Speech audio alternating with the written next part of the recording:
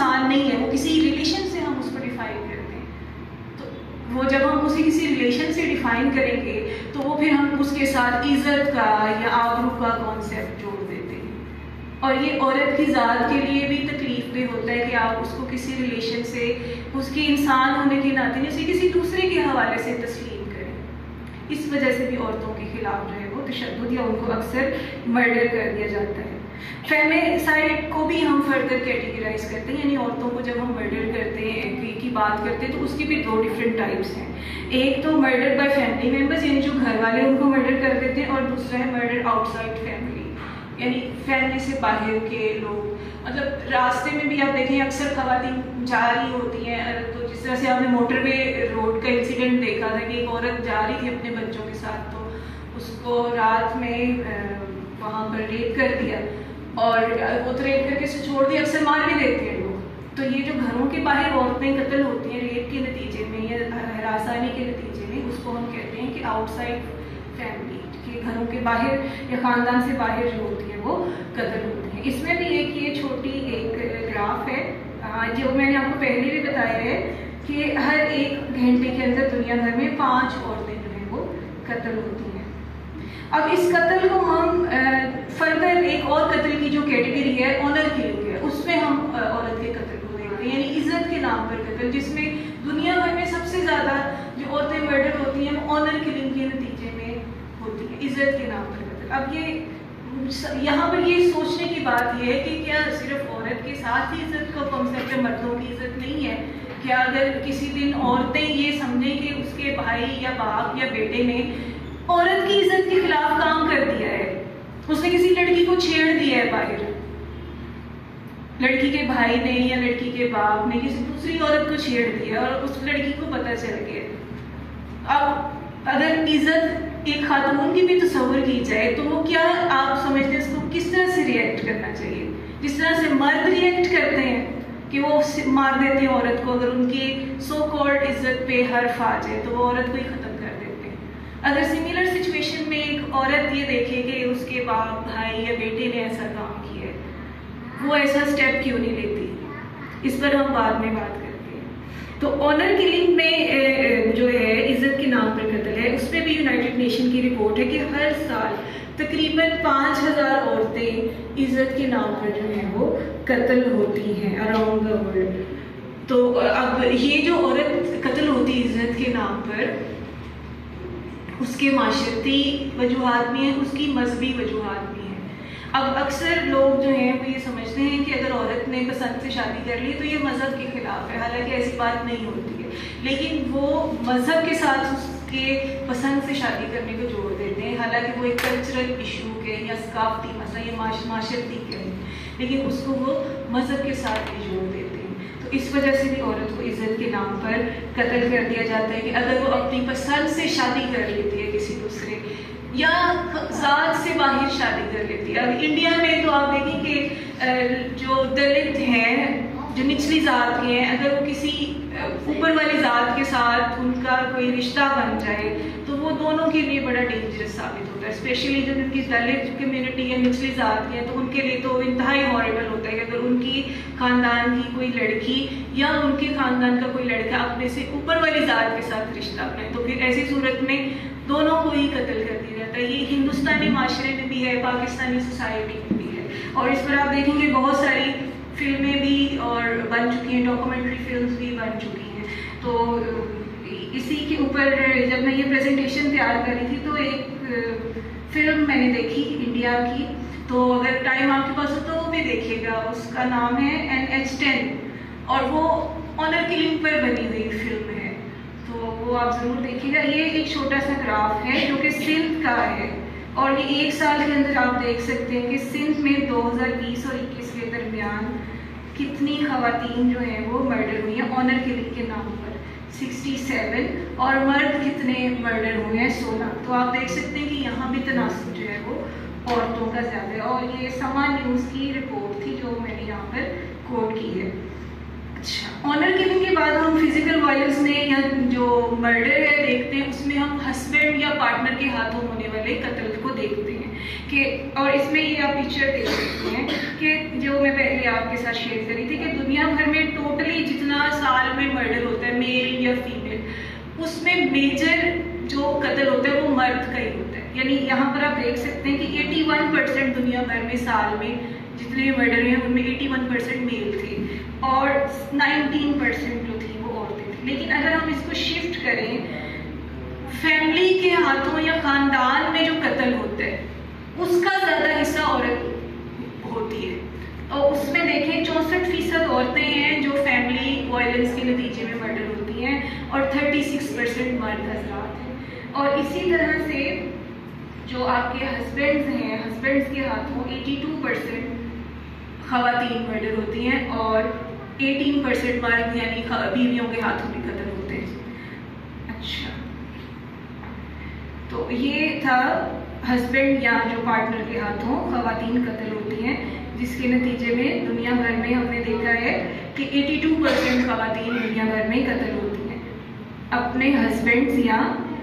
Partners کے ہاتھوں. اس کے بعد ہم دیکھتے ہیں کہ فردر ڈومیسٹک وائلنس کے نتیجے میں بھی عورت مرڈر ہو جاتی ہے. جیسے پہلے میں نے آپ سے عرض کیا تھا کہ جہیز نہ لانے کی وجہ سے انڈیا میں یہ پروپورشن تھوڑے سال پہلے بھی بہت زیادہ تھا اور اب اس میں تھوڑی کمی آئی ہے، لیکن انڈیا میں ہم نے دیکھا ہے کہ یہ وائلنس بہت زیادہ ہے. پاکستان میں اگر آپ لوگ یہ دیکھیں اور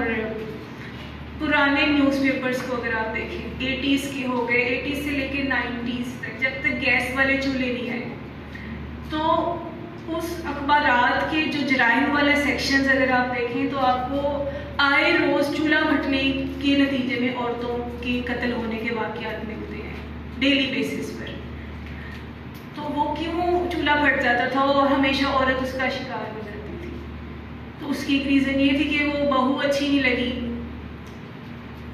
بہو جو تھا وہ اپنے ساتھ جہیز اچھا نہیں لے کر آئی، تو اور کوئی بہانہ نہیں ملا تو اس کو مار کے کہہ دیا چولہا پھٹ گیا تھا. اب خیر وہ چولہے تو نہیں پھٹتے ہیں، لیکن اب ڈفرینٹ طرح کے اور وائلنسز یا اور طرح کی پریکٹسز جو ہیں جس کی وجہ سے عورت کو فزیکلی تو نہیں مارا جاتا، ایموشنلی اس کو ختم کیا جاتا ہے، تانے مارنا. لیکن ایکسٹریم کیسز میں ہم آج بھی دیکھتے ہیں کہ ڈومیسٹک وائلنس کے نتیجے میں عورتیں جو ہیں وہ مرڈر ہوتی ہیں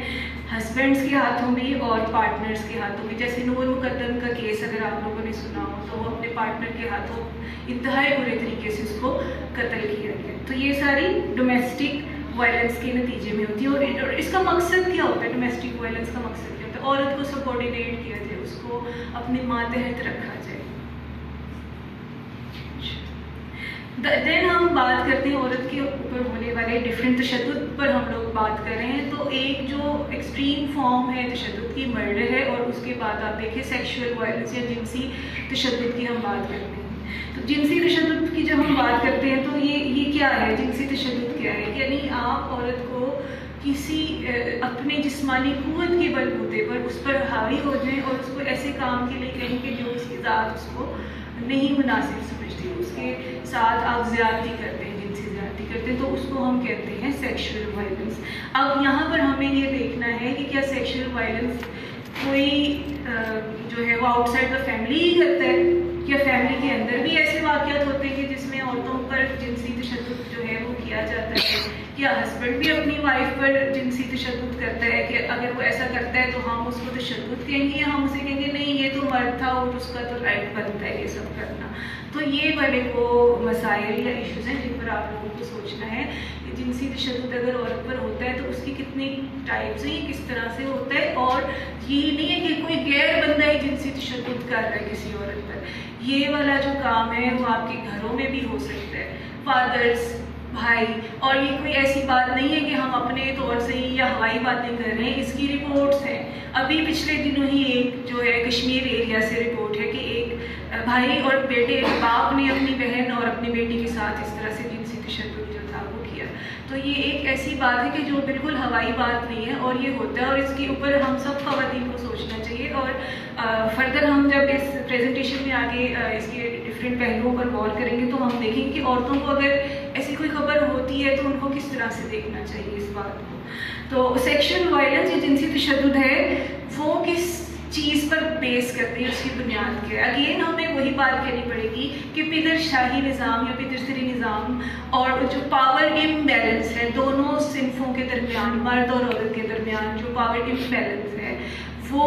وجہ یا روٹ کاز بنتی ہے جنسی تشدد کی. کیونکہ جنسی تشدد پہلے تو یہی سمجھا جاتا تھا کہ یہ مرد کی ایک خواہش ہے جس کو وہ کنٹرول نہیں کر پا رہا تو وہ جنسی تشدد جو ہے وہ کر رہا ہے. لیکن آج جو ہے وہ نیو ریسرچز یا نئی تحقیق یہ کہتی ہے کہ یہ پاور یا طاقت انزرٹ یا زرٹ کرنے کا ایک طریقہ ہے کہ مرد کو جب اپنا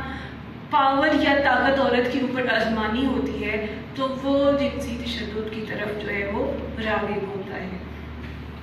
جنسی تشدد کی کیا خصوصیات ہیں یا وہ کس طرح سے ہو سکتا ہے؟ اس میں بھی سیکشول اسالٹ آ جائے گی، یعنی کہ آپ جنسی طور پر کسی پر تشدد کرتے ہیں، پیچھا کرتے ہیں، ہراس کرتے ہیں، یا میریٹل ریپ، یعنی جس طرح سے ابھی میں نے کہا کہ کیا خاوند بھی بیوی پر جنسی تشدد کر سکتا ہے، تو ایگزیکٹلی وہ بھی اس طرح کا فیل کر سکتا ہے. اس کے علاوہ جو ہے وہ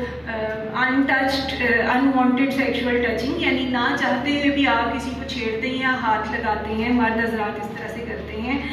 زبانی اس طرح سے ان کو اشارے کرتے ہیں یا ایسے زو مائنی باتیں کرتے ہیں، وہ بھی تشدد کی کیٹیگری میں آ جاتا ہے. ایموشنل یعنی جذباتی طور پر ابیوز کرتے ہیں.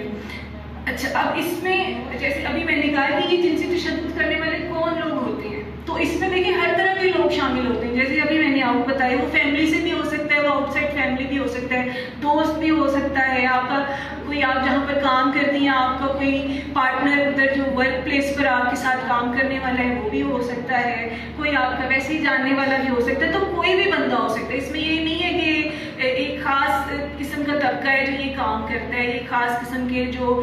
لوگ ہیں وہ کرتے ہیں. کوئی بھی لوگ جو ہیں وہ اس کو کر سکتے ہیں، اس فیل کو. اچھا، تو وجہ کیا ہوتی ہے کہ کیوں ایک مرد ہے وہ جنسی تشدد پر اتر آتا ہے؟ جیسے پہلے ابھی میں نے بتایا کہ پہلے تو یہی سوچا جاتا تھا کہ جو جنسی تشدد ہوتا ہے وہ مرد کی ایسی جو ہے وہ ناقابل کنٹرول آپ کہہ لیں گے ڈیزائر ہے جس پر وہ قابو نہیں کر پا رہا، تو پھر وہ سیکشول وائلنس کے اوپر جو ہے وہ اتر آتا ہے. لیکن ماڈرن ریسرچ یا جدید تحقیق یہ کہتی ہے کہ نہیں، یہ پاور ازرٹ کرنے کا، عورت کے اوپر پاور ازرٹ کرنے کا ایک طریقہ ہوتا ہے. اور ریپ سے جڑا ہوا ایک جو اہم مسئلہ ہے یا زیادتی سے جڑا ہوا جو اہم مسئلہ ہے وہ ایک پورے سماج کا مسئلہ ہے، یا ایک وہ پوری آپ کہیں کہ اس نے ایک ثقافت، یا ہم اس کو اردو میں اگر ہم کہیں تو اس کے لیے ثقافت کا ورڈ یوز کہ ریپ کلچر، کہ ہم جب اتنا زیادہ یہ جو جنسی ہراسانی ہے اس کو نارملائز کر دیں، اتنا زیادہ ہم اس کو عام طور پر غیر ضروری بنا دیں. عورت جو جس مینٹل یا فزیکل آپ کہیں کہ تکلیف سے گزرتی ہے، جب ہم اسے سمجھتے ہی نہیں ہے، تکلیف ہی نہیں سمجھتے، اور الٹا ہم عورت کو ہی بلیم کرے چلے جاتے ہیں کہ یہ اس کی وجہ تھی، اس وجہ سے اس کے ساتھ یہ کام ہوا، اس کو ہم کہتے ہیں ریپ کلچر. ٹھیک ہے، یعنی زیادتی کا کلچر. تو یہ کس طرح سے ہوتا ہے؟ ریپ کلچر کو اگر ہم ڈیفائن کریں تو اس کی تعریف کریں تو یہ کیا ہے کہ ایسے اعتقادات ہیں، ایسے بلیفز ہیں، لوگوں کے ایسے خیال ہیں کہ جس میں عورت کی سفرنگ، وہ جس تکلیف سے گزری، اس کو کنسیڈر ہی نہیں کیا جاتا، اس کو معنی ہی نہیں کوئی لیا جاتا ہے، بلکہ الٹا اسی کو ہی بلیم کیا جاتا ہے کہ تم نے کپڑے ایسے پہنے ہوئے تھے تو اس وجہ سے